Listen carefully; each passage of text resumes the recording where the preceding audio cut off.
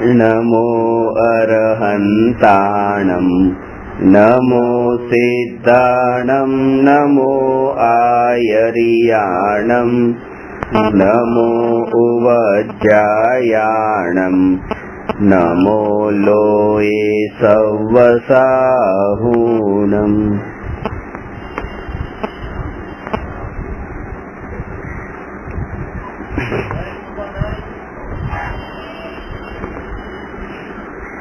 प्रश्न नंबर 192।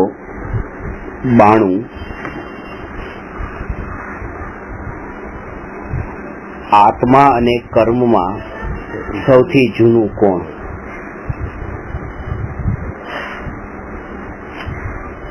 मुर्गी पहले कि अंडा पहले?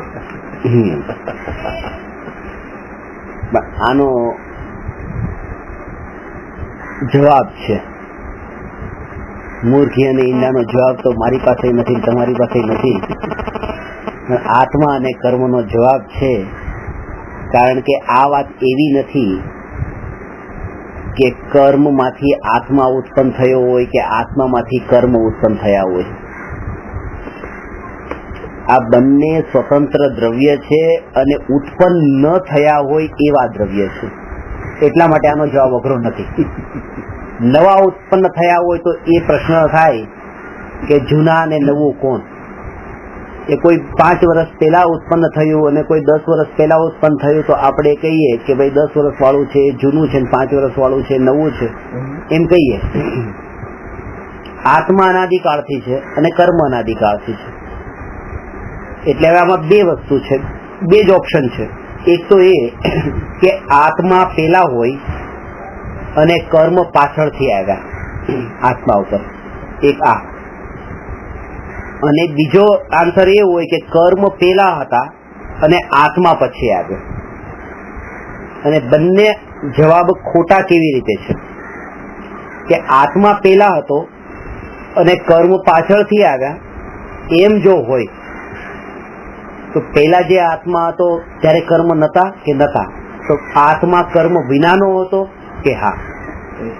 તો એ સિદ્ધ છે. કર્મ વિનાનો આત્મા સિદ્ધ છે, સિદ્ધ ભગવાન છે. અને સિદ્ધ ભગવાનને ક્યારેય કર્મ બંધાતા નથી અનંતકાળ સુધી. એનો અર્થ એમ છે કે એકલો આત્મા પેલા શુદ્ધ જ હતો, મોક્ષમાં હતો, અને કર્મ પછી બંધાણા પાછો સંસારમાં આવ્યો છે, એમ નથી. અને જો એમ કહીએ કે કર્મો પહેલા હતા અને આત્મા પછી આવ્યો તો એ કેવું પણ બરાબર નથી. કારણ કે કર્મ જો પેલા હતા તો એ રહેતા હતા ક્યાં? કારણ કે કર્મને રહેવા માટેનું જે આશ્રયભૂત સ્થાન છે એ તો આત્મા છે. કર્મ ટેબલ ખુરશી ઉપર તો ચિપકતા નથી, એ તો આત્મા ઉપર ચિપકે છે, ત્યારે તો એને કર્મ કહેવાય છે.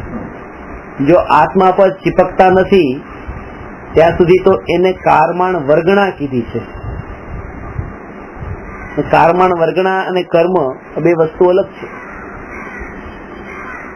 કારમાણ વર્ગણા તો ત્રણેય લોકમાં આકાશના પ્રત્યેક પ્રદેશ પર ઠસાઠસ ભરેલી છે આ કારમાણ વર્ગણા. અહીં સુધી કે અનંત સિદ્ધ પરમાત્મા જે આકાશ પ્રદેશ પર બિરાજમાન છે એ આકાશ પ્રદેશ પર પણ અનંત કારમાણ વર્ગણાઓ છે, પણ એ કર્મ રૂપે પરિણમતી નથી. કેમ? કારણ કે રાગ દ્વેષ ને મોહના ભાવ નથી. ત્યાં નિગૂઢના જીવ એમને કર્મ રૂપે પરિણમે છે, કારણ કે એમને મોહ રાગ અને દ્વેષના ભાવ છે નિગૂઢના જીવો. તો આમાં એ આન્સર થયો કે આત્મા અને કર્મ બંને સ્વતંત્ર દ્રવ્ય છે. આત્મા જીવ દ્રવ્ય છે, કર્મ પૂદગલ દ્રવ્ય છે, અને બંને અનાદિકાળથી છે. પણ શું બંને અનંતકાળ સુધી રહેવાના છે કે રહેશે?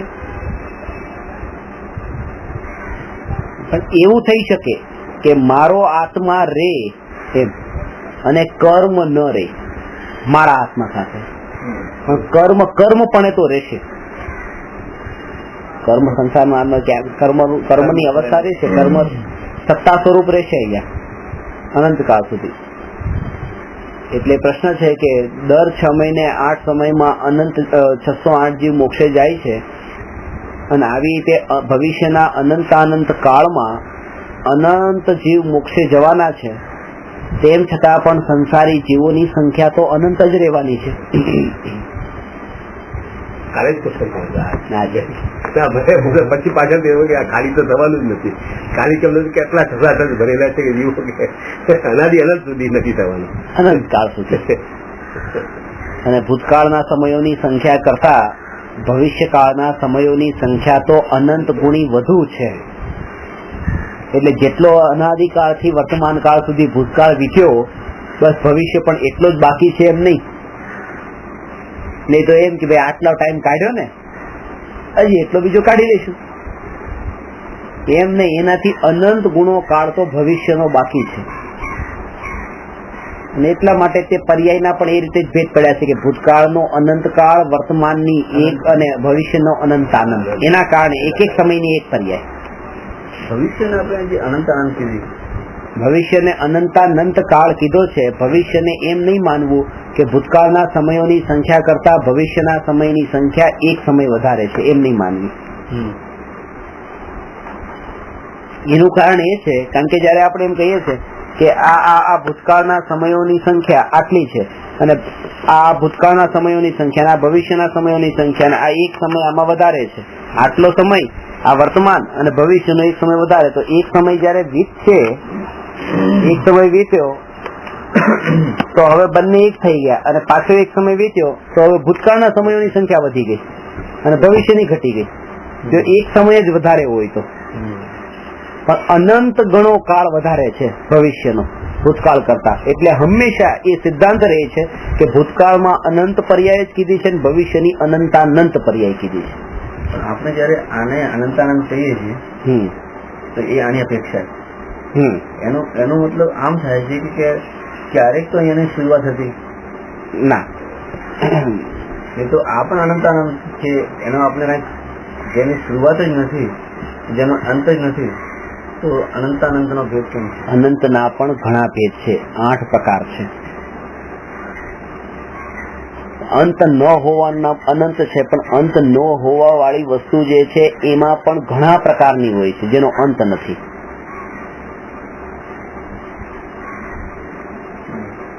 જયારે એમ કહીએ કે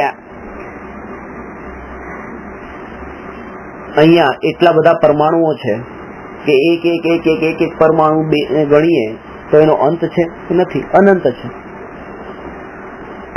આ રૂમના અંદર એટલા પરમાણુઓ છે કે એક એક પરમાણુને ગણીએ તેનો અંત નથી. અનંત પરમાણુ આ રૂમમાં ભરેલા છે.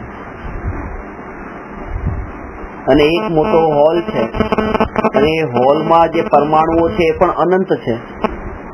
પણ આ અનંતમાં ને એ અનંતમાં કઈ ફરક છે કે નહીં? આ અનંત કરતા એ અનંત ઘણા ઘણા વધારે છે. એટલે એવું નથી કે અનંત કેતા અનંતમાં એક ફિક્સ ડિજિટ થઈ ગઈ છે. જેમ અનંતમાં ઘણા ભેદ હોય છે એ અપેક્ષા કીધું છે કે ભૂતકાળના અનંત કરતા ભવિષ્યનો અનંત જે છે અનંત ઘણું વધારે છે. અનંત અનંતમાં પણ ભેદ છે.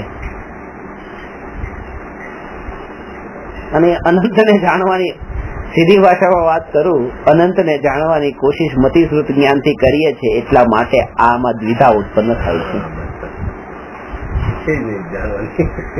આ વાતને આગમ પ્રમાણથી માનવાની છે.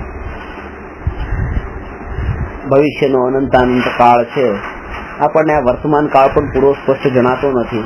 આ ભવિષ્યનો આગામી એક સમયની પર્યાયની વાત તો છોડો, અને આ ભૂતકાળ પણ જે છે 5-10 સમયની પછીની એ વિસ્મૃત થઈ જાય છે કે અમુક સમય માટે જે જાણ્યું તે પણ બધું ભૂલાઈ જાય છે. ત્યારે જ્ઞાનના અંદર આ અનંત પકડમાં નથી આવતું.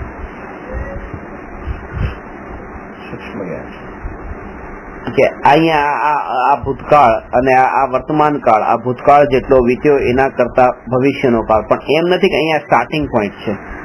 એ પણ અનંત છે, ભૂતકાળ પણ અનંત છે, પણ એ જે અનંતપણું છે એ અનંત કરતા આ ભવિષ્યનું અનંત અનંત ઘણું વધારે છે.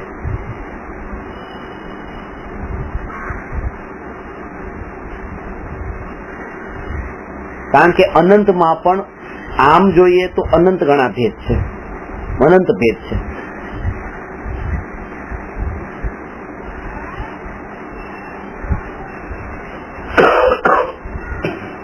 અનંતમાં પણ ત્યારબાદની દ્રષ્ટિએ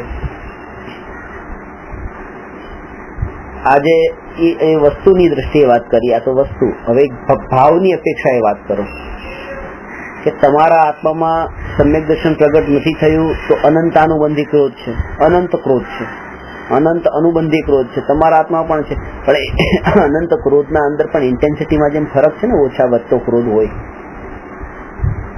છે, અનંત ક્રોધ, પણ અનંતમાં પણ એ ભેદ છે. વસ્તુ પણ અનંત હોય ને વસ્તુમાં એ ભેદ હોય, ભાવો અનંત હોય ને ભાવોમાં પણ ભેદ હોય, એ રીતે કાળ પણ અનંત હોય ને એ અનંતમાં પણ ભેદ હોય. નાનું અનંત અને બધા મોટું અનંત, એમ અનંત ઘણું અનંત, એમ અનંત એક ફિક્સ દ્રવ્ય ભાવ ક્ષેત્ર બધાના અંદર અનંત ગણાની અપેક્ષા એ ભેદ છે.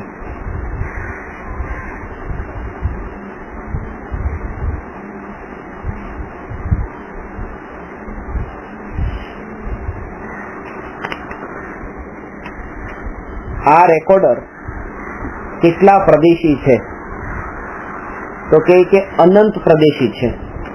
પૂતગલ ને કીધું છે ને, પૂતગલ સંખ્યાત પ્રદેશી હોય, અસંખ્યાત પ્રદેશી હોય ને અનંત પ્રદેશી પણ હોય.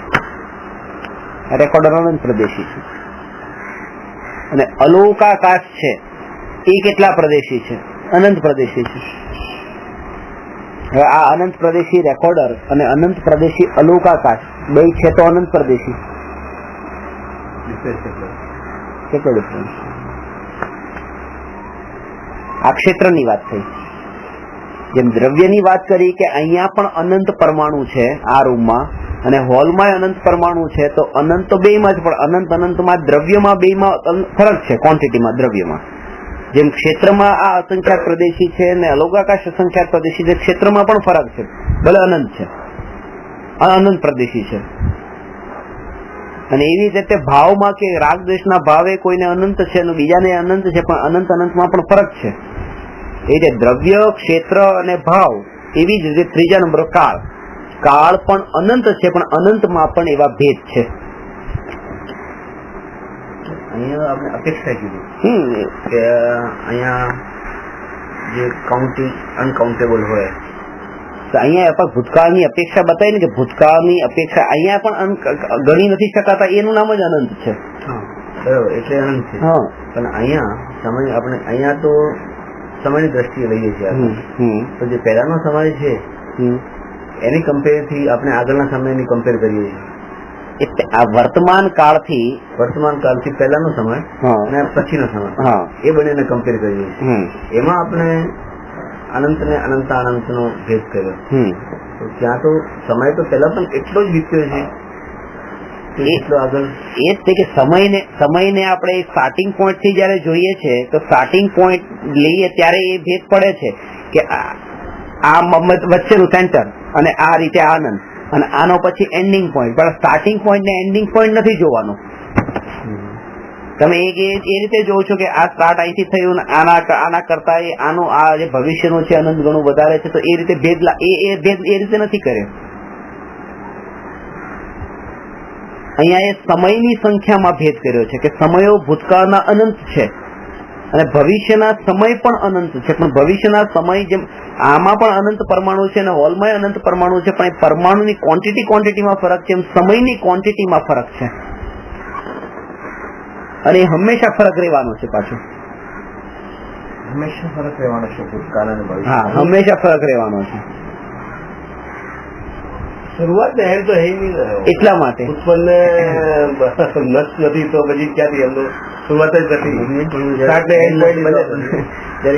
એક આપણે લાઈન દોરીએ, હોય તો આપણે કહી શકીએ છીએ કે તમે આટલી છે, તમે અહીંયા છો તો કે આના કરતા આ વધારે. પણ જયારે રાઉન્ડ હોય ત્યારે તો કોઈ પછી કહેવાનું જ ન હોય ક્યાંથી શરૂઆત થઈ ના. પણ એ જે વસ્તુ આપણને આ દ્રવ્યની પકડમાં આવે છે, આ દ્રવ્ય આપણને પકડમાં આવે છે, ક્ષેત્ર પકડમાં આવે છે, ભાવ પકડમાં આવે છે, આ કાળ પકડમાં નથી આવતું. ચારે ચાર અપેક્ષા એ જે બતાવ્યું એમાં આપણા જ્ઞાનમાં આપણને આ પકડમાં આવે છે. જયારે સમય લઈએ છીએ ત્યારે સમયના અંદર જેટલી ભૂતકાળ આ ક્ષેત્રની વાત કરી, દ્રવ્યની વાત કરી, ભાવની વાત કરી, એ જ રીતે કાળના અંદર આ વાત કેમ નથી સમજાતી? કારણ કે અત્યારે મેં જેમ પહેલા કીધું કે મતિ જ્ઞાન ને શ્રુત જ્ઞાન થી આપણે આ સમજવાની કોશિશ કરીએ છીએ એટલે નથી સમજાતી. એટલે દરેક વસ્તુ છે એ મતિ શ્રુત થી નથી સમજવાની. શ્રદ્ધાનો વિષય કરતા પણ કેવળ જ્ઞાન ગમ્ય છે આ વાત, અને એ હવે શ્રદ્ધા કરવાની છે, એ શ્રદ્ધાનો વિષય છે. એમાં કઈક શ્રદ્ધામાં કહેવાની પાછળ કઈક આશય છે, આગમ શ્રદ્ધા કહેવાની પાછળ કઈક આશય છે, આશય છે. અને આ વાત એના જેવી છે. અહીંયા બેઠા બેઠા જેમ ગઈકાલે વાત કરી અમદાવાદ નથી દેખાતું, પણ તમે આગળ ચાલો થોડા, આમ વળો, જમણી બાજુ વળો, ડાબી બાજુ વળો, પછી ટ્રેનમાં બેસો પછી તમને અમદાવાદ ઓટોમેટિક દેખાય, એવી આ વાત છે. મેળવો, કેવળ જ્ઞાન મેળવો, પછી ખબર પડશે તમને કે આનંદ.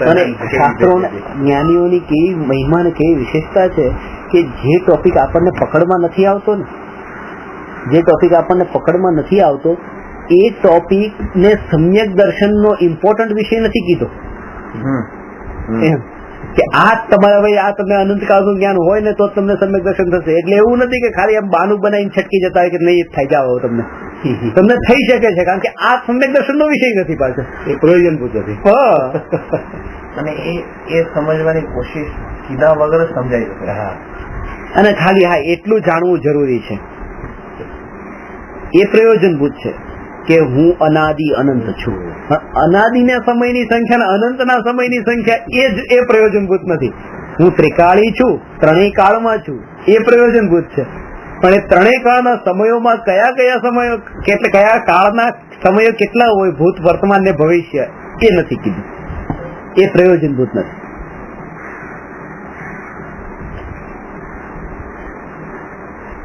દહીં ને ભક્ષ્ય કીધું છે, બટાટા ને અભક્ષ્ય કીધા છે. દહીંમાં તો વિજ્ઞાને પણ સિદ્ધ કરી દીધું કે આટલા જીવ છે, અને તો એને ભક્ષ્ય કીધું.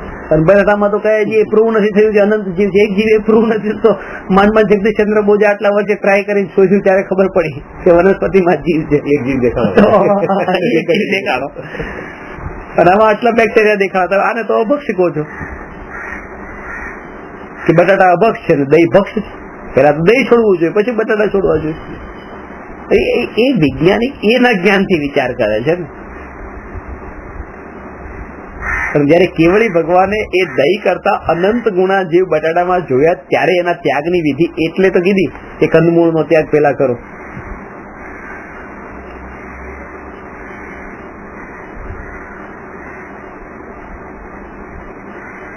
તુવેરમાં પણ જીવ મરે છે, વટાણામાં પણ જીવ મરે છે, બટાટામાં જીવ મરે છે, વનસ્પતિમાં જીવ છે.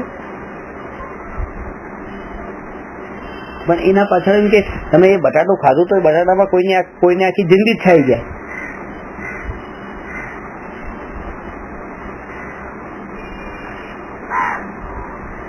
ઘણી બધી ચીજો એવી છે કે આપણને અને એ વસ્તુ ઉપર વિશ્વાસ મૂકવાનું કીધું છે જે તમારે સમ્યક દર્શન માટે તમે નહીં જાણતા હો તો એ તમારું સમ્યક દર્શન નહીં અટકે. પણ હા, તમે એને નહીં માનતા હો તો સમ્યક દર્શન અટકી જશે. એ વાતો પર તમે શ્રદ્ધા નહીં હોય તો સમ્યક દર્શન અટકે. કે સર્વજ્ઞના વચન પર શ્રદ્ધા નથી, આગમ પર શ્રદ્ધા નથી, તો સમ્યક દર્શન ન થાય. એ તો આગળ પેલા જ આવશે આત્માનુભૂતિની વિધિમાં. પહેલા જ સમ્યક દર્શન માટેની આ પાત્રતા જોઈએ, સાચા દેવ શાસ્ત્ર ગુરુની શ્રદ્ધા.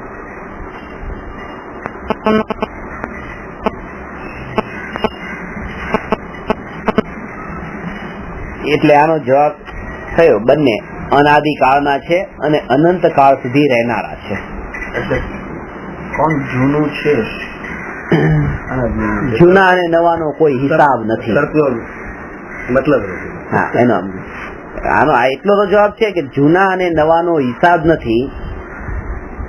એના જૂનાપણામાં નવાપણું ત્યારે કહેવાય જો એકને તમે જૂનું કહો તો બીજું ઓટોમેટિક નવું થઈ જશે. જયારે તમે કોઈ એક વસ્તુને સારી કહો છો ને ત્યારે એમ લાગે આમે સારી કીધી તો બીજી ખરાબ થઈ ગઈ, બીજી ખરાબ થઈ ગઈ. અને ત્યારે એક જ વસ્તુ પકડમાં આવે છે કે મને રાગ છે, બસ. આમાં દ્વેષ ક્યાં છે?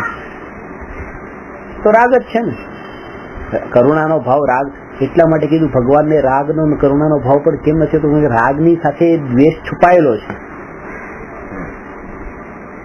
હમણાં પ્રગટમાં નથી પણ કે આ વસ્તુ બહુ સરસ છે એટલે બીજી સરસ નથી, એ રાગની સાથે દ્વેષ છુપાયેલો છે. અથવા તો કે આ વસ્તુને તોડી નાખનારા એ સરસ નથી, એ સારા નથી, કે આટલી સારી વસ્તુને તોડી નાખે છે, કેટલા ખરાબ લોકો છે. રાગની પાછળ કઈ દ્વેષ છે હોય જ નિયમથી હોય, નિયમથી હોય. દ્વેષની પેલા રાગ હોય છે. જેટલા યુદ્ધ થયા, મહાયુદ્ધ થયા, કોઈ દ્વેષ ભાવથી થયા જ નથી, રાગ ભાવથી જ થયા છે. સીતા પર રાગ હતો એટલે રામાયણ, અને જમીનનો રાગ હતો એટલે મહાભારત, કાશ્મીરનો રાગ હતો એટલે ભારત પાકિસ્તાન. દ્વેષ થોડો છે ભારત પાકિસ્તાન, પાકિસ્તાન ને ભારતમાં. દ્વેષ માટે તો ભેગા થતા જ નથી. દ્વેષ હોય તો એને ચહેરો જોવાનું પસંદ નથી, આ તો જાય છે ને સામે, કારણ કે રાગના કારણે એ જાય છે. ખબર નથી. હું તો અહીંયા સુધી કહું કે રાગના, આ બિલાડી ઉંદર ને ખાય છે દ્વેષ થી થોડું ખાય છે, રાગ થી ખાય છે. કારણ કે કેટલો રાગ છે. તમે રસગુલ્લા રાગ થી ખાઓ છો, દ્વેષ કરીને ખાઓ છો, સામે હવે રાગ છે ને, તમે ખોરાક તમે માનો છો કે રાગ છે, તો એને બિલાડીને ઉંદર પ્રત્યે રાગ છે એટલે ખાય છે, દ્વેષ થોડો છે. દ્વેષ તો મારી નાખે ને ભાગી જાય, પણ એ તો ખાય છે પાછી.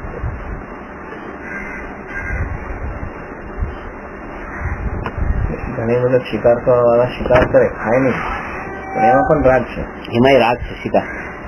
જાનવર નહીં, માણસ જ જાનવર જેવા થઈને કરે ત્યારે એ એક રાગ છે. શિકાર કરવા, હન્ટિંગ ને શું કહે છે એ લોકો? હોબી કહે છે ને. હોબી એટલે રાગ. ઊંચી ભાષામાં હોબી કે હોબી તો હોવા જોઈએ ને. એમ કે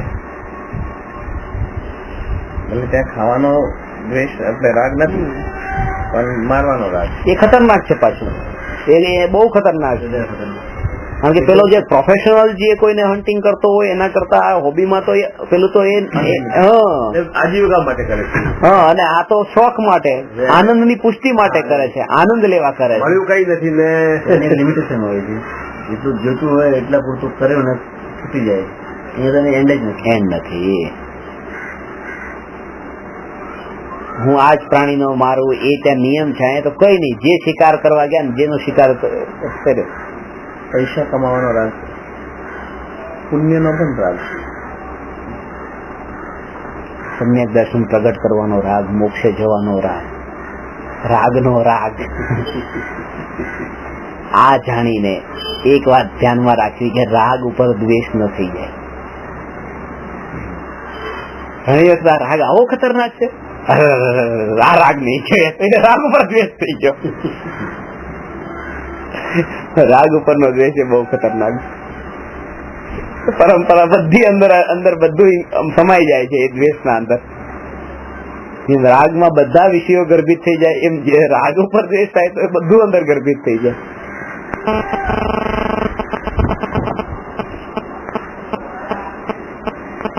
જે સ્વભાવગત થાય એ એકચ્યુઅલી એ જોવું જોઈએ. એ જોવું છે સ્વભાવગત વિચારથી ન સ્વભાવગત એટલે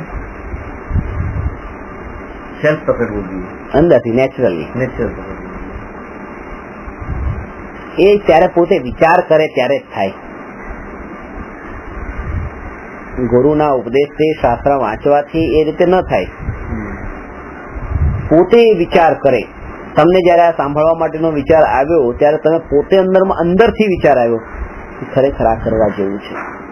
એ કોઈ તમને કીધું ને તમે કર્યું એમ નહીં. કારણ કે કહેવામાં તો ઘણી બધી વાતો કહેવાતી હોય, ચલો મૂવી જોવા જઈએ, ચલો મેચ જોવા જઈએ, ચલો ફરવા જઈએ, કહેતા ઘણા હોય, પણ તમે અંદરમાં એના ઉપર વિચાર ન કરતા હો ત્યાંથી તમે અંદરમાં એ કાર્ય નથી કરતા, અને કરો તો તમને એમાં મજા નથી આવતી, એ બંધ થઈ જાય છે જલ્દી.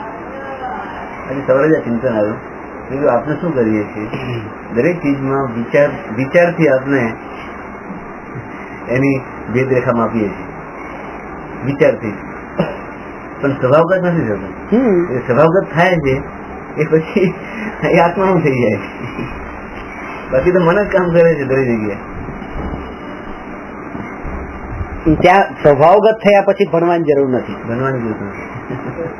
જે લોકોને સ્વભાવગત હોય છે એ પછી એને ભણવાની જરૂર નથી. નેચરલ એનું લાઈફસ્ટાઈલ જ એવી થઈ ગઈ હોય. વિચરે ઉદયાથી નીચે ઉદય પ્રયોગ છે ને, એ આનો મતલબ આ જ છે.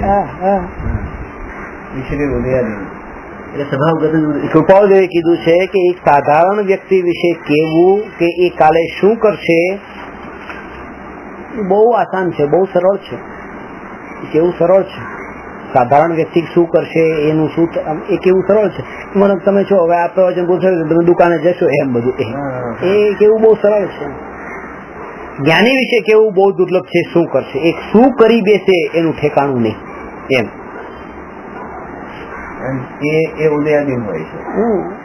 આ પણ ઉદયાધીન આ ઉદયાધીન હોય છે, પણ આ ઉદયને વશ થઈને હોય છે. એ ઉદયના જ્ઞાતા થઈને હોય છે. ઉદયને જે વશ થયેલો હોય ને એનું ફિક્સ હોય, એનું ફિક્સ કે આ કરીશ. ત્યાં મન ને ચિત્ત વિલીન થઈ ગયું હોય છે ને, એટલે ઓટોમેટિક એનું કામ થતું હોય છે. એટલે અજ્ઞાની વિશે એ કેવું, જેમ કે અહીંયા બેઠા છે ને સાપ આવે તો અજ્ઞાની વિશે કેવું બહુ સરળ છે કે ઉભો થઈને ભાગવાનું જ છે. અને જ્ઞાની વિશે કઈ ન કહી શકાય. ભાગે પણ ખરા, બેસે પણ ખરા, ઉભા રહે, કઈ પણ કરે. એ ટાઈમે એને શું વિચાર આવે એટલે આપણી અજ્ઞાનતાના હિસાબે કઈ નહીં. એમ આપણી અજ્ઞાનતા. બાકી ખરવાગ્ય ભગવાનના જ્ઞાનમાં તો બધી ખબર છે કે જ્ઞાની શું કરવાના છે. કર્મદ પર્યાયમાં તો જ્ઞાની નું પાકું છે એ શું કરે છે. લોકમાં માન્યતા ઊંધી હોય કે જ્ઞાની વિશે કેવું બહુ સારું સહેલું છે એ શું કરે. અજ્ઞાની નું કઈ ઠેકાણું નહીં. અજ્ઞાની ના કઈ ઠેકાણા હોતા નથી. અરે અજ્ઞાની નું પાક્કું ઠેકાણું છે કે એને જો પ્રતિકૂળતા આવે તો ભાગવાનો જ છે. એનું ઠેકાણું પાક્કું છે.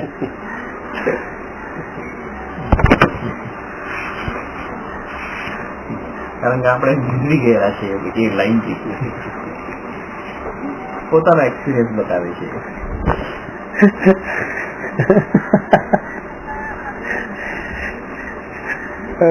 આટલા વર્ષોમાં જે અનુભવ્યું છે ને એના બળ ઉપર એ કહીએ છીએ.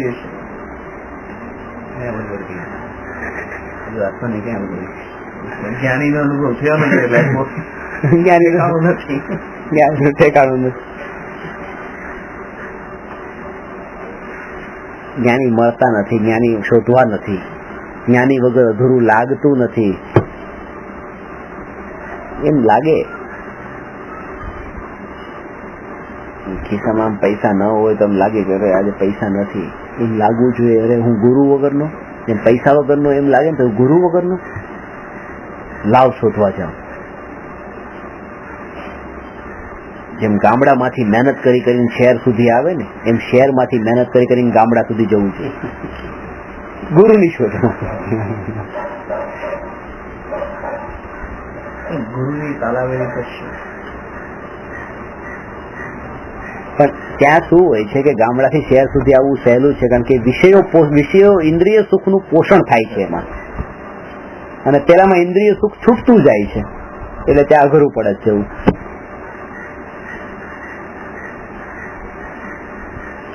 કોઈ મને એક સવાલ કરો.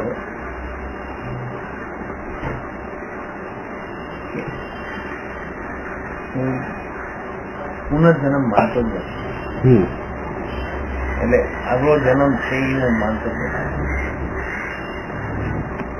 એ આ જન્મ ને તો માને છે ને. આ જન્મ ને માને છે, ક્યારે સપનું ના માનતો. કારણ કે આ જન્મ છે એવું માનવા વાળા નથી. એવા લોકો છે પાછા કે આ જન્મ ને પણ નથી માનતા. જન્મ જન્મ છે એવું માનતા જ નથી. હા એવાય છે. આ જન્મ તો એમ દેખાય છે તો પછી કેમ નથી માનતા? જન્મ નામની વસ્તુ જ નથી. બસ આ બધું જેમ છે એમ છે. જન્મ ને મરણ ની વાત નહીં કરો. મનુષ્ય મરીને મનુષ્ય જ થાય છે. એ તો અલગ ફિલોસોફી. પછી શું માને છે? જલસા, ખાઓ પીઓ મજા કરો. જેને શમશાનમાં બાળતા જુએ છે એ પોતાના ઘરમાં જ પોતાના વડીલોને કપડું છે તૈયાર થયું અને પછી એ રીતે જળી ગયું.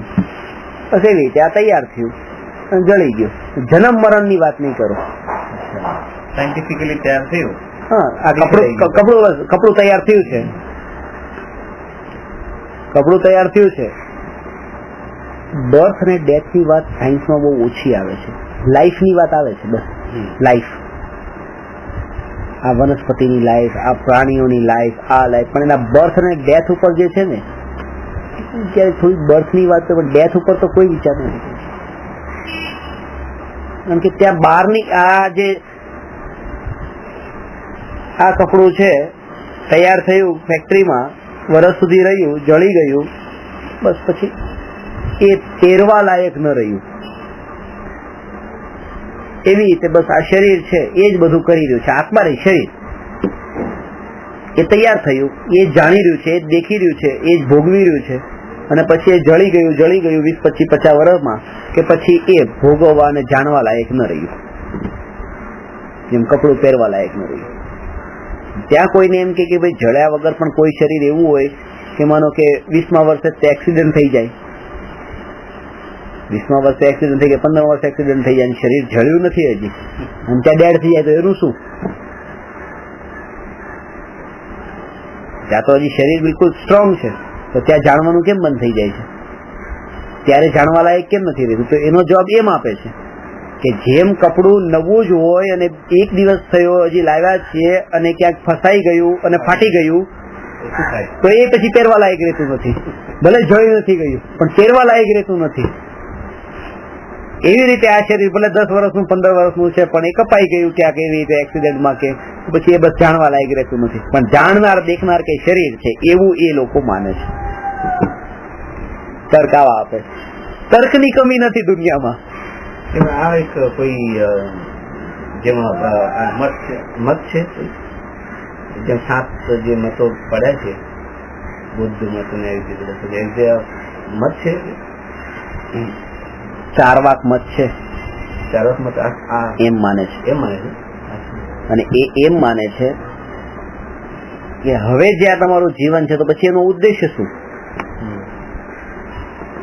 જેટલો વધારે ખાઈ પીને જલસા કરે છે એ સુખી છે, જે જલસા નથી કરતો એ દુઃખી છે.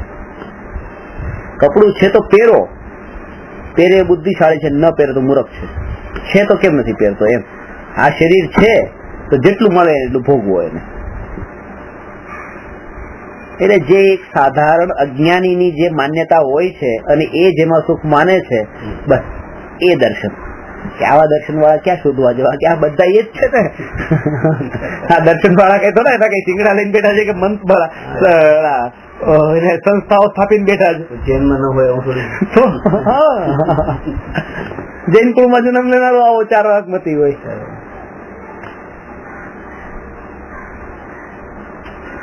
આ બધા દર્શન નું તમે એટલે જ આ ક્વેશ્ચન ના અંદર એ પણ લીધું છે. ઘણી વાર તો એક ઘરમાં 4 દર્શન લઈએ.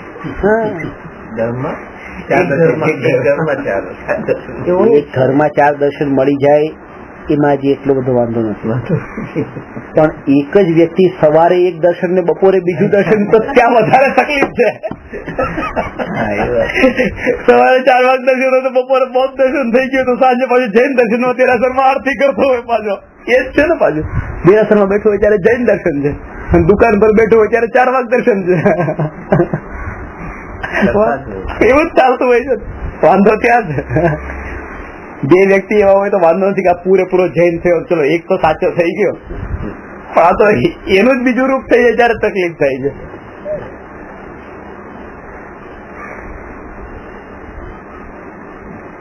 બધા મીમાંસક, વૈશેષિક, નૈયાયિક, સાંખ્ય, મીમાંસક, યોગ, આ બધા દર્શનોના પ્રશ્નો તૈયાર કર્યા છે. એક એક દર્શનની એ બધી એવી રીતે માન્યતા બધી લીધી છે. એટલું ઉપયોગી બનશે એવા ભાવ છે કે આ, કારણ કે આખું જૈન દર્શન નહીં, આખા જગતનું દર્શન, અને કોઈ શાસ્ત્રીય શબ્દ નહીં. એમ શાસ્ત્રીય શબ્દ નહીં એટલે કે એની ડેફિનેશનમાં શાસ્ત્રની પરિભાષા મૂકી, પણ પછી એનું એક્સપ્લેનેશનમાં એટલી સરળ ભાષા કે બસ દરેકને સમજાય એ વાત. અને એવી કે જેને લાગી જાય ને એને લાગી જાય. જેમ કે કર્મત કર્યા તમે કહો છો કે તમે સાંભળતા તમને એમ થયું કે અરે આવી વાત તો મેં ક્યારે સાંભળી જ નથી, હા, 1000 પ્રશ્નમાંથી એક પ્રશ્ન પણ કોઈને અંદર લાગી ગયો, બીજો અમને આપો.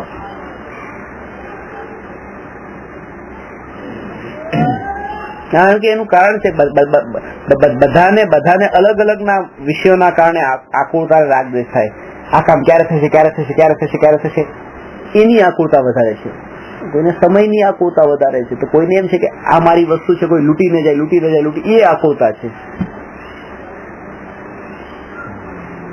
એટલે કશાયનું પોષણ એ કોઈને કાંઈ એવી આકુળતા નથી. પોતે ધન સંપન્ન, સુખી સંપન્ન એમ છે અને બસ કરોડો રૂપિયાનું દાન આપે છે, કઈ આકુળતા નથી કે બધું કમાઈને બેઠા શાંતિ છે બસ. હું આપું છું એ માન કસાય એનાથી એ દુઃખી છે. તો બધાના દુઃખના અંદર જે કારણો છે એ બધા અલગ અલગ છે અને એ એક એક પ્રશ્ન અલગ અલગ વ્યક્તિને માટેનો એવી રીતે સિદ્ધ કરે છે કે જેને ક્યારે થશે, ક્યારે થશે, ક્યારે થશે, એના માટે આ ક્રમબદ્ધ પર્યાય છે. હું કરું છું, હું કરું છું, હું કરું છું, એના માટે આ નિમિત્ત ઉપાદાન છે. હું તો ધર્મમાં ઉતરી ગયો છું એટલે હવે હું તમારા તરફ ધ્યાન ન આપું, એના માટે નિશ્ચય વ્યવહાર છે. હું તો ભગવાનની ભક્તિ જ કરી રાખું, ભગવાનની ભક્તિ જ કરી રાખું, એના માટે આ દ્રવ્ય ગુણ પર્યાય છે કે દ્રવ્ય અપેક્ષા એ સમાન છે, ખાલી પર્યાય થી અંતર છે એમ માન.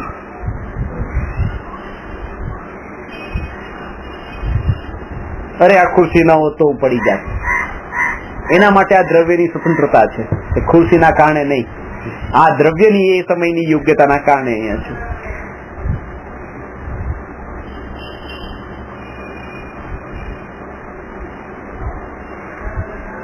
એક એક સિદ્ધાંત એવા છે બધા.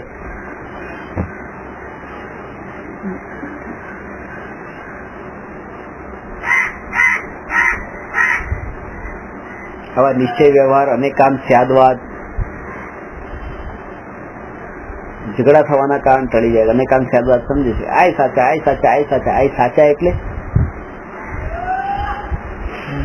સાચાનો અર્થ શું? શાસ્ત્રવાદે કીધું બધા સાચા. એ બધા સાચાનો અર્થ શું? કે હું ધર્મનું પ્રવચન આપું અને એક વ્યક્તિ ગાળ બોલતો હોય, એ બે સાચા, બે સાચા કે હા.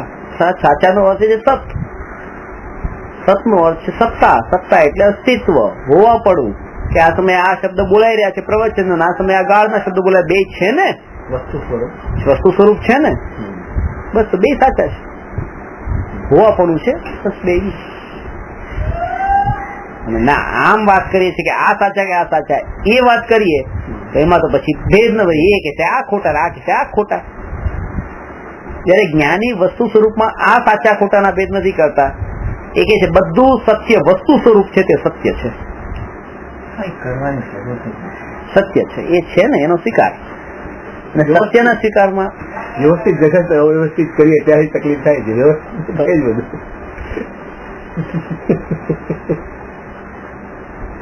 ત્યારે આ મારાથી આ નથી જોવાતું, એ પ્રશ્ન ન થાય કે બહારમાં જે થતું એ ભલે થાય. ઘણી વખત એમ થાય કે સાધારણ વ્યક્તિ બધા આવા બધા પાપમાં ને આ બધામાં કરતા હોય, લગ્નમાં ને એ બધામાં અજ્ઞાનતાથી આટલા પૈસા ખર્ચતા હોય, તો આના અંદર કેટલા કેટલા પત્રિકાઓ છાપવામાં, એક એક પત્રિકા 500 પત્રિકાઓ છાપે ને કેટલા કરોડો રૂપિયા ખર્ચવાના ને પ્રતિષ્ઠા રાખે ને એમાં આટલો ખર્ચો જે થાય. અને એ સાધુ પોતે એમ કે અમે આમ તમે આમાં કરો ને અમે બેઠા છીએ તમે બોલી બોલાવો, આ બધું જોતા ત્યાં એ સહન નથી થતું મારાથી. એક સાધારણ વ્યક્તિ કરે તો ઠીક છે, એમ નહીં. એ પણ એ સત છે ને, એ સાચા છે બસ. એની હોનહાર, એની વસ્તુ સ્વરૂપની દ્રષ્ટિએ સાચા છે. ત્યાં પછી તરત જ પોતે છૂટો પડી ગયો.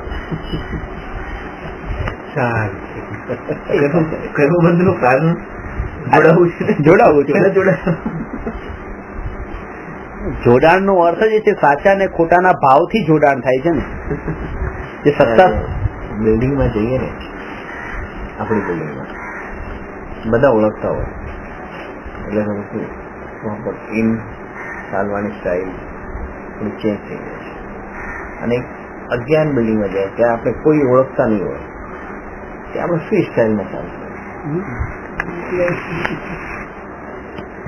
બે દ્રષ્ટિએ જ્ઞાની એમ જાણે છે કે અજ્ઞાની સામે બતાવવાની જરૂર નથી હું કોણ છું, અને જ્ઞાનીને બતાવવાની જરૂર નથી કારણ કે એને ખબર પડે છે. જોડાણ એ છે ને બંધ રૂમમાં તમારું એક ભાઈ છે ને બહારનું વર્તન એ નાતા નથી. મેં એમને પૂછ્યું, ગામમાં રહી છે, બહારગામ જાય તોય ન નાય, ગામમાં હોય તોય ન નાય, તમે ગામમાં છે નાતા નથી? આખા ગામને ખબર છે નાતો નથી. હવે ખબર તો છે જ તો બધાને નાતો નથી. બહારગામ વાળા મને કોઈ ઓળખતા નથી. અહીંયા બધા ઓળખે છે કે આ નાતા નથી એટલે બતાવવાની જરૂર નથી. બહારગામ આમે ઓળખતા નથી એને બતાવવાની જરૂર નથી. નાઈને જોઉં કેટલો કેવો દેખાવ છે.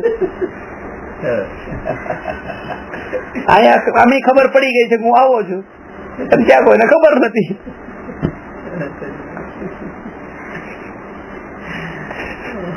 બે દ્રષ્ટિકોણ, એક તમારો દ્રષ્ટિકોણ એટલે આપણી છાપ છોડો તમે.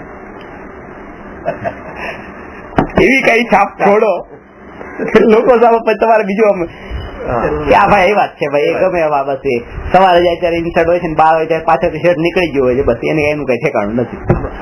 આપણી સાધનામાં સરળતા આવી જાય છે એટલે બાધક નહીં બને પછી. અને આપણે દરેક સ્થાને બતાવવાનું હોય છે ક્યાંય તકલીફ આવે છે કે મને બતાવવું છે કોઈને હું એવો વસ્તુ સ્થિતિની દ્રષ્ટિએ જોઈએ ને તો પછી ત્યાં વાંધો નથી આવતો. વસ્તુ સ્થિતિના અંદર કે આમ જ હોય એ ખબર છે કે ટ્રેન માંથી નીચે ઉતર્યા છે સવારે પાછળથી શર્ટ નીકળી ગયું છે તો એ સમયે એમ બહુ એમ નથી. ઠીક છે હવે અત્યારે આવું છે, આખું કાઢી નાખો, ચાલ જવા દે. ત્યાં પછી એ ભાવ તો આવે છે આખું કાઢી નાખો, અડધું નીકળ્યું છે એમ નહીં કે અડધું રહ્યું છે તો અડધું એમના આખું કાઢી કરવાની બુદ્ધિ ને એ છે. અંદરમાં માન્યતા એમ છે કે આખે આખું રાખે તો વ્યવસ્થિત નોર્મલ છે, આખું અંદર નાખે તો નોર્મલ છે, પણ અડધું આમ ને અડધું આમ રાખે નોર્મલ માણસ ન લાગે. જે અબનોર્મલ ના લક્ષણ છે અત્યારે આ જમાનામાં તો નોર્મલ થઈ ગયા અને ફેશન કીધી છે.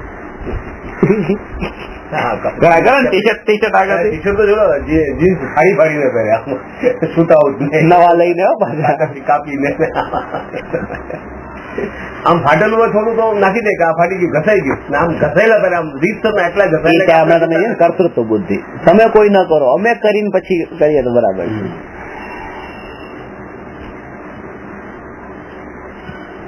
ભારત દેશમાં એ જ છે કે એક વ્યક્તિને ફાંસીની સજા થતી હતી અને એને પોલીસે પકડીને લઈ ગયા પોલીસ સ્ટેશનમાં, લોકઅપ રૂમમાં બંધ કરી દીધો. કોર્ટમાં એના ઉપર કેસ ચાલ્યો કે એ આત્મહત્યા કરવાની કોશિશ કરતો હતો. એ બિલ્ડિંગ માંથી ઉપરથી આત્મહત્યા કરવાની કોશિશ કરતો હતો અને પોલીસે એને કીધું કે એક સેકન્ડ રૂક જા એમ તારી શું માંગ છે, આમ છે, ઘણું બધું પૂછ્યું. ધીરે ધીરે કરીને પોલીસ ઉપર ગઈને આ તો ડરાવતો તો પાછળથી પકડી દીધો તરત જ. એના ઉપર 6 મહિના સુધી કેસ ચાલ્યો, રોજ મુદત પડે એને જવું પડે, ગુનો છે. 6 મહિના પછી એ કોર્ટે સજા આપી અને ફાંસીની સજા આપી. એટલે એની જાતે ન મરી શકે, અમે મારીએ બસ.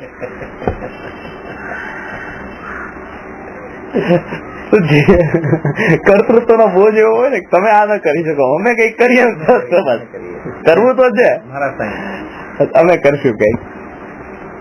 થવાનું તો એ જ હતું કે સાસુ નવું છાત લેવા જાય ને એ રસ્તામાં મળી હોય તો એને કઈ છાત નથી આમ કીધું તમારે હોય નથી કે ચાલ કે ઘેર ચાલ કે કેમ ના પાડે ત્યાં જઈને કે હવે નથી જાય ના પાડવાની કોણ કે આ ગરીબ દરિયાળી હો ત્યાં લઈ જાય ના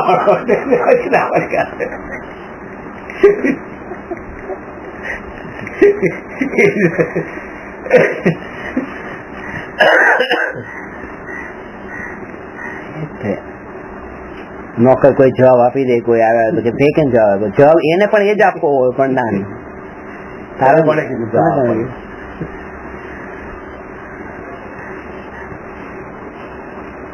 કર્તૃત્વનો જયારે બોજ એવું હોય ત્યારે કંઈક ને કંઈક કરવાની ભાવના થાય,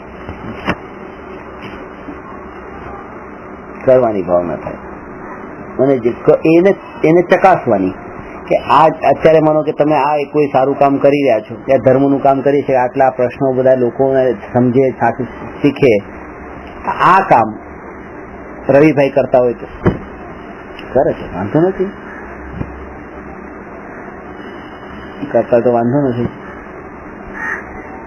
એમ નહીં કે મારા થકી થાય, કોઈના થકી પણ આ કામ થવું જોઈએ બસ. ત્યાં એ કે મારે જ કરવું છે ને કર્તૃત્વનો બોજ પોતાના ઉપર ઉપાડવો છે એ ભાવ નથી. આ કામ છે, આ થાય.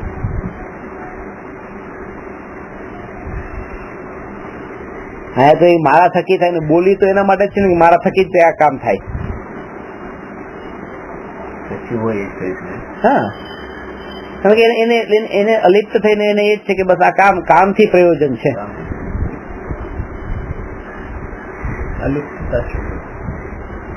અમારા ગુરુજી મેં તમને 2 વાક્ય કહ્યા હતા, અમને એ વખતે કહ્યા હતા જયારે હું 15 વર્ષનો 14 વર્ષનો હતો ત્યારે, કે તમારી ડાયરીમાં એક વાત લખી લેજો એમ, જો તમારે જીવનમાં સફળ થવું હોય કે જે પણ તમે સારું કામ શરૂ કરો તો એક તો એ કે આ કામ મારે જ કરવાનું છે, બસ બીજા કોઈ નથી કરવાનું, મારે જ કરવાનું છે.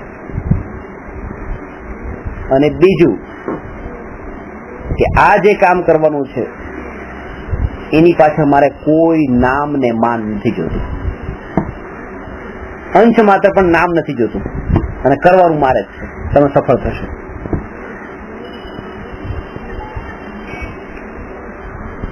એટલે આ કામ તો ના અત્યારે મારે જ કરવાનું પણ મારે માન નથી જોતું. એમ એટલો એ નિસ્પૃહ થઈને એ કામ કરશે.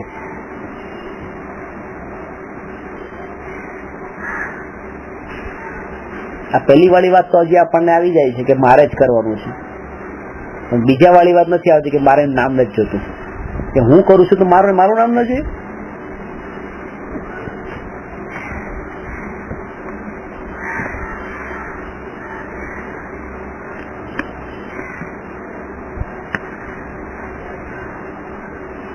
જેને સફળતા ઉપર જે દ્રષ્ટિ હોય ને એને નામ પણ નથી, એની સફળતા એનામાં છે કે કામ થવું એ સફળતા છે, નામ થવું એ સફળતા નહીં.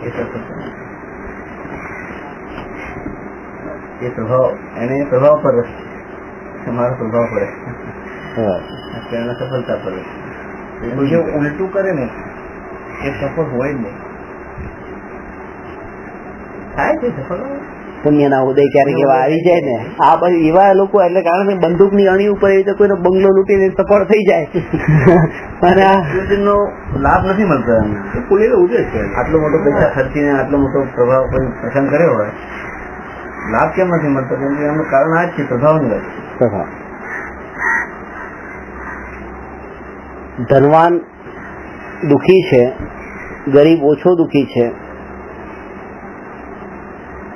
કારણ ધનવાન પાસે આશા પણ રહી નથી, ગરીબ પાસે આશા રહી છે. એ આશાના બળ પર થોડોક શાંતિથી જીવે છે. જે શાંતિ એને અત્યારે જે છે એ આશાના બળ પર છે. ગરીબ પાસે ગાડી નથી, નોકરી કરે છે, વિચાર છે કે 4-5 વર્ષ કમાવું પછી ગાડી લઉં, મહેનત કરે છે, આશા છે ગાડી લઈશ તો સુખ મળશે, એના બળ પર એ જીવી રહ્યો છે. પેલા ધનવાનને તો ગાડી મળી ગઈ, સુખ નહીં મળ્યું, હવે આશા જ નથી રહી કે હવે શું કરું, બધું આવી ગયું, જે સાધન અને બધું આવી ગયું અને સુખ નથી મળતું પાછું, એટલે એને દુઃખ વધારે થાય છે. કારણ કે પેલા તો જે ખબર નથી દુઃખ શું છે, એને તો એમ જ છે કે જે આગળ જઈશ તો ક્યારેક સુખ મળશે, એટલે એના બળ ઉપર પણ ધીરે ધીરે ચાલી જશે. એટલે પ્રાપ્ત થઈ ગયા પછી જે દુઃખ થાય છે ને એ દુઃખ પ્રાપ્ત થયા પેલા નથી થતું. એના પેલા તો હજી એટલી શાંતિ હોય છે કે આગળ જઈને મળશે સુખ, આશા પણ ટળી ગઈ છે. એ તો બધું ખરીદી શકે છે, જે જોઈએ બધું ખરીદી શકે, છતાં પણ કે હું હવે શું ખરીદું કે જે મને એનાથી સુખ મળે, એ બધું વસ્તુ ઓલરેડી છે મારી પાસે. એટલે આ લાઈનમાં બધા પૈસા વાળા બધા હોય ને, સીધી વાત છે ને, કે શું કરું, અમને તો સુખનો અનુભવ થયો જ નથી હજી સુધી, આશા પણ નથી કે હવે તો શું કરવાનું, કે બહુ ગોઠવી લીધું એને. ટીવીમાં સુખ છે કે ગાડીમાં છે કે મશીની, બધું કંટાળી ગયા, બધું ક્યાંય મળ્યું નથી. એટલે પછી છેલ્લે આમાં આવે કે આમાં સુખ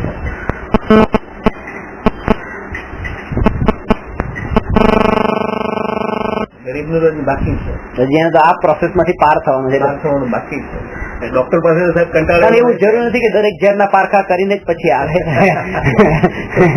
કોઈ એમ પણ કીધું લગ્ન કરી લેવા જોઈએ, એમ કે 24 તીર્થંકર માંથી કે 19 તીર્થંકરે લગ્ન કર્યા હતા, આપણે કરી લેવા જોઈએ. એ તો બરાબર છે, પણ એ તો જે નબળાઈ હતી ચારિત્રની, એ ચારિત્રની નબળાઈ આદર્શ થોડી માનવાની છે.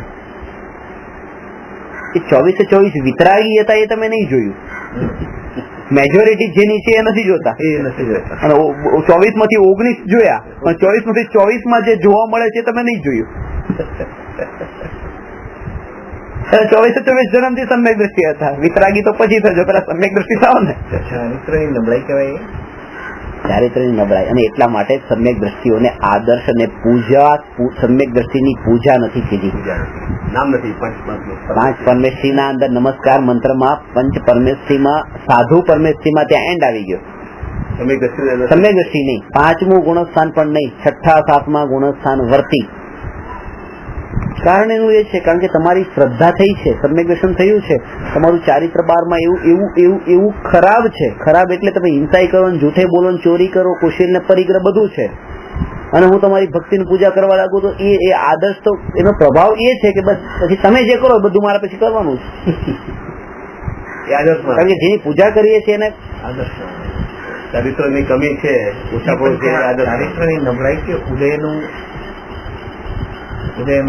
ચારિત્રની નબળાઈ એ ઉપાદાનની મુખ્યતાથી અને નિમિત્તની મુખ્યતાથી કર્મના ઉદય, અને એ પણ અંતરંગ નિમિત્તની મુખ્યતાથી કર્મના ઉદય, અને બહિરંગ નિમિત્તની મુખ્યતાથી ઘરવાળા ના પાડે છે એ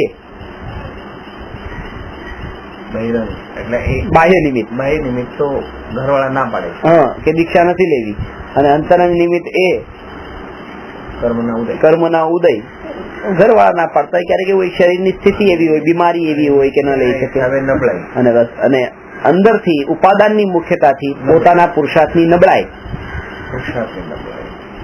અને કાળ લબ્ધિની મુખ્યતાથી તત્સમયની યોગ્યતા નથી પાકી. તત્સમયની યોગ્યતા નથી, એ તત્સમયની યોગ્યતા એ અલગ સમવાય છે. એ કાળ લબ્ધિ છે, અને ભવિતવ્યતા એ અલગ પાંચમું સમવાય, કાળ લબ્ધિ ચોથું. હોનહાર એની એવી નથી, એ ભવિતવ્યતા. આ બધા કારણોમાંથી પસાર થઈને આ કાર્ય અત્યારે થઈ રહ્યું છે, અને આ બધાનો જે સત્તા સ્વરૂપે સ્વીકાર કરે બસ એ જ્ઞાની છે. કોઈ એક ઉપર બ્લેમ ન મૂકી દે. આ બધું હોય છે બસ. અને આમાં એ એક મોટી ભૂલ શું થાય છે એ તમને કહું કે અનાદિકાળથી નિમિત્ત બધું કરનાર છે એમ માનીએ છે, અને હવે ધર્મ ભણીને નિમિત્ત કરનાર નથી, ઉપાદાન કરનાર છે. તો અનાદિકાળથી નિમિત્તનો એકાંત હતો, પછી ઉપાદાનનો એકાંત થઈ જાય છે, અનેકાંત નથી આવતો. અનેકાંતનો અર્થ કે નિમિત્ત પણ હોય છે, ઉપાદાન પણ હોય છે, બંનેનો પોતાની રીતે સ્વીકાર, પોતાની અપેક્ષાએ એ સ્વીકાર, એનું નામ અનેકાંત છે.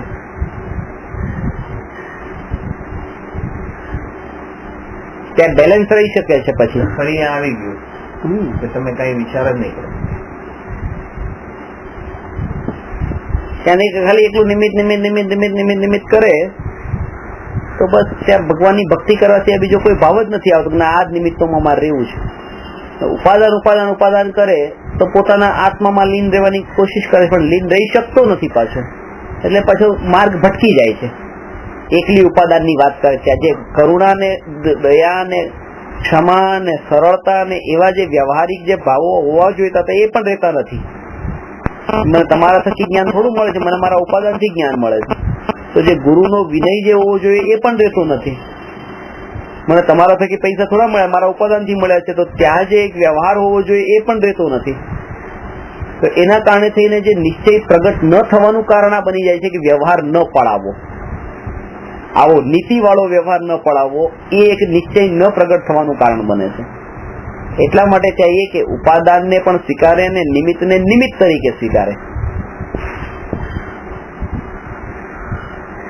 નિમિત્ત આના કારણે થયું છે એ વાત માને, કાર્ય ઉપાદાનથી થયું છે, પણ એની સાથે સાથે આ પણ છે એનો નિષેધ થોડું કરાય કે મારો પપ્પા છે, પપ્પા થકી મારો જન્મ થયો છે, પણ કાકા પણ છે, પણ કાકા છે એનો નિષેધ થોડો કરાય. એટલું માનવાનું છે કાકા થકી મારો જન્મ નથી થયો, પણ કાકાની સત્તાનો નિષેધ કરી દેવો કે ત્યાં સાથે છે પપ્પાની સાથે, એ ના ન પડાય. તો કાર્ય ઉપાદાનથી જ જન્મ કાર્યનો થાય છે, એ વાત સાચી છે, પણ સાથે સાથે ત્યાં નિમિત્ત છે તો નિમિત્તની હાજરી તો બાજુમાં છે ને, તો હાજરીનો નિષેધ ન કરાય. એના ઉપર મત ઓછું ના થાય, તો મત ઓછું ના થાય, અને બંનેમાંથી એકનો નિષેધ એટલે ઘાત કરવો. પપ્પાનો ઘાત કરે કે કાકાનો ઘાત કરે, આત્માનો જ ઘાત થયો ને એક. એમ હિંસાનું પાપ તો લાગશે ને એકનું. એવી રીતે અહીંયા કે ઉપાદાનનો ઘાત કરે કે નિમિત્તનો ઘાત કરે, દોષ તો લાગવાનો જ છે ને એકાંતનો.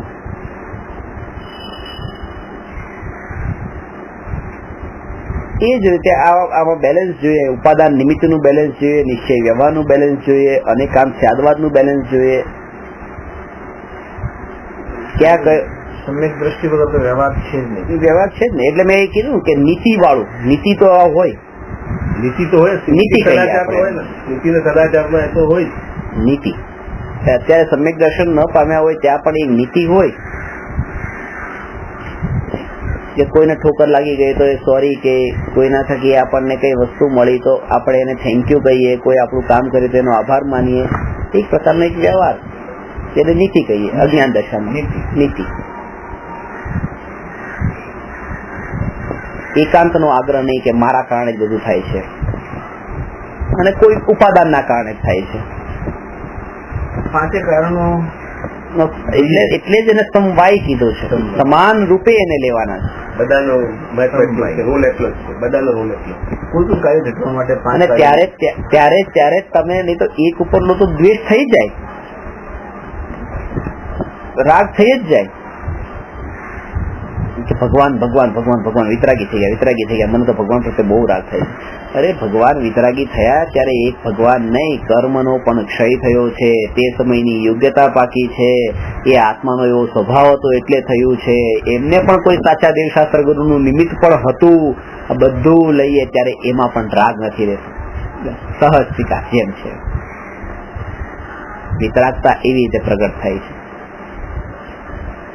એકને લેતા રાગ થશે. અને હજી દશા એવી આવે છે ત્યારે એમ પણ કહીએ છીએ કે બસ ભગવાનની વિતરાગતાને જો, ત્યાં નિમિત્તોને નહીં જો. એક દશાએ પહોંચવા માટે આ બંને માંથી એકાંત છૂટી જાય છે, નિશ્ચય નિમિત્ત ઉપાદાન વાળું.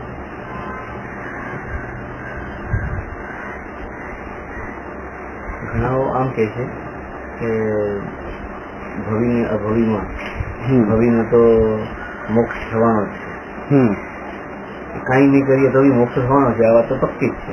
બરાબર છે. તો પછી એકને પૂજનીય ને એકને અપૂજનીય કેમ કીધું? કારણ કે પર્યાય વ્યક્ત થાય પછી પૂજ્ય છે અને દ્રવ્ય ત્રણેય કાળમાં પૂજ્ય છે. દરેક આત્મામાં સ્વભાવ છે તો સ્વભાવની અપેક્ષાએ દરેક આત્મા ત્રણેય કાળમાં પૂજ્ય છે. અને પર્યાય જયારે વ્યક્ત થાય પછી જ પૂજ્ય છે, એના પેલા નહીં. વ્યક્ત થવાની છે એની ગેરંટી પણ હોય તો પણ એની પૂજ્યતા નથી, એ વ્યવહાર નથી. ખબર છે કે આ બેન છે, આ બેનનું પેટ અત્યારે એટલું બહાર નીકળ્યું છે તો ખબર છે કે એમને 8મો મહિનો ચાલે છે અને બાળકનો જન્મ થવાનો જ છે, બધાને ખબર છે. હવે 2 દિવસ પછી પેંડા વેચવા આજે જ વેચી દો ને કે નહીં. એ જે દશા એ 1 કલાક પછી થવાનું હશે તો પણ પેંડા ત્યારે પેલા નહીં જ વેચાય. એ પર્યાયમાં વ્યક્ત થયું, ખબર છે થવાની છે પર્યાય વ્યક્ત, પણ તેમ છતાંય જયારે વ્યક્ત થાય પછી આ બધો વ્યવહાર શરૂ થાય છે. એટલે પૂજ્યતાનો વ્યવહાર આ જીવ બસ થોડા કાળમાં જ હવે સાધુ થશે, અરે પગે લાગેલી, એમ નહીં. એ હજી પર્યાય થઈ નથી ને એટલે નહીં. પર્યાય પ્રગટ થયા પછી પૂજ્ય છે ને દ્રવ્ય ત્રિકાળ પૂજ્ય છે. એટલા માટે જેમ પુરુષાર્થ ને વધારે કીધું છે. હા, ખાલી શક્તિનું નથી કીધું. પુરુષાર્થ એફર્ટ વ્યક્ત થવી જોઈએ. એટલે હું તલના તેલનું એક્ઝામ્પલ આપું છું કે મહેમાન ઘરમાં આવીને બેઠા હોય અને ઘરમાં જમવા માટે બેઠા છે, પૂરી તળવી છે, ડબ્બામાં જોયું તો તેલ ખલાસ થઈ ગયું છે, પણ બીજા ડબ્બામાં જોયું તો તલ પડ્યા હતા. તલમાં તેલની શક્તિ તો છે,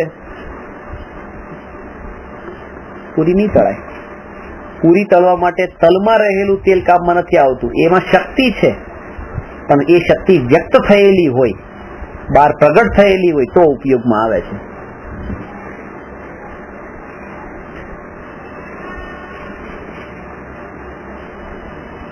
વ્યક્ત કરવા માટે જે પુરુષાર્થ કર્યો, તલ પીસાયો, બસ એ ત્યારે એટલે પૂજની ગયું. એ તો ફરક જ નહીં રહે. ભગવાનમાં ને આપણામાં શું ફરક છે? કઈ ફરક નહીં. બુદ્ધિ રહી જ નહીં. પણ એમને પુરુષાર્થ કરીને દ્રવ્ય અપેક્ષા તો સરખા જ છે. આપણે મુક્ત થવાનું જ છે. કાંઈ નીકળતો બી થવાનો છે. એક દિવસે એન્ડ આવવાનો જ છે. એટલે એ પર્યાયમાં વ્યક્ત થાય એ શક્તિ હતી, એ શક્તિ જેટલી વ્યક્ત થઈ એટલી એને પૂરી તળવાના કામમાં આવી, એટલા મહેમાન સચવાના. એમ આટલું માન એનું ગયું, ત્યાં મહેમાન ગયા, પછી એ માન ગયો. જેટલો જેટલો પુરુષાર્થ કરતો જાય છે એટલો એટલો ત્યાં પર્યાયના અંદર એને શક્તિ પ્રગટ થતી જાય છે, એટલા કશાય ભાવો આત્મામાંથી છૂટા જાય.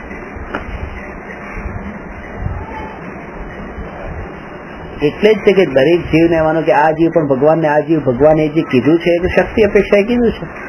એટલે આથી તો બધાની ઉતારવાનું કીધું નથી.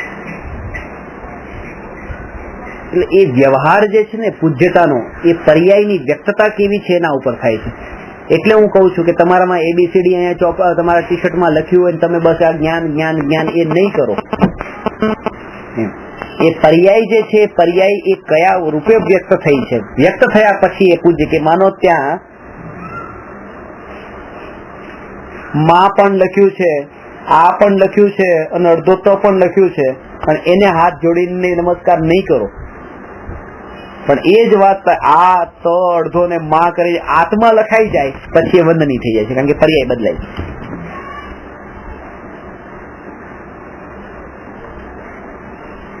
અક્ષરો છે એ ત્રિકાળ પૂજ્ય જે શક્તિ અપેક્ષા એ કીધા છે બીજા અક્ષરો, પણ પર્યાયના અંદર વ્યક્ત થયા પછી જે પૂજા ભક્તિને એ ભાવ જે છે શાસ્ત્ર ભક્તિ કીધી છે એ આ કીધી છે. નહીં તો ડિફરન્સ જ ન રહે, ભેદ જ ન રહે. અક્ષર તો બધામાં છે, બધી જગ્યાએ છે અક્ષર.